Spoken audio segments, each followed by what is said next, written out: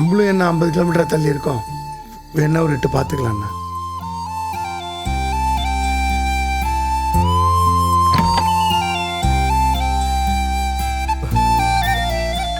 பெரியப்பா, மணி 12க்கு மேல ஆகுது, நீங்க இன்னமும் தூங்கலையா? எங்கடா தூக்கம் வருது? உள்ள அம்மா பாட்டி பெரியம்மான்னு யாருமே தூங்கல.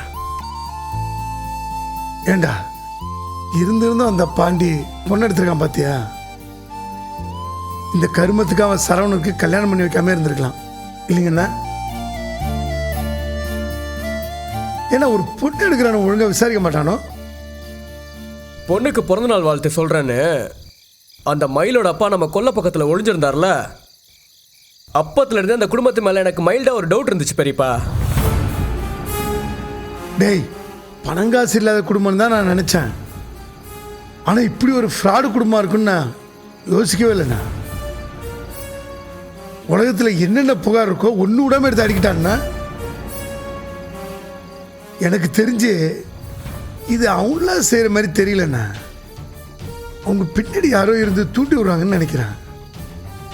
அவங்க பேச்சை கேட்டுட்டு தான் இந்த மாதிரி ஆடிட்டு இருக்காங்கன்னு நினைக்கிறேன்.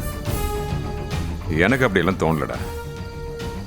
பொண்ணு வாழ்க்கையை சரி பண்ணுறேன்னு அவங்களாம் முட்டாள்தனமாக என்னென்னமோ பண்ணி வச்சுட்டு இருக்காங்க.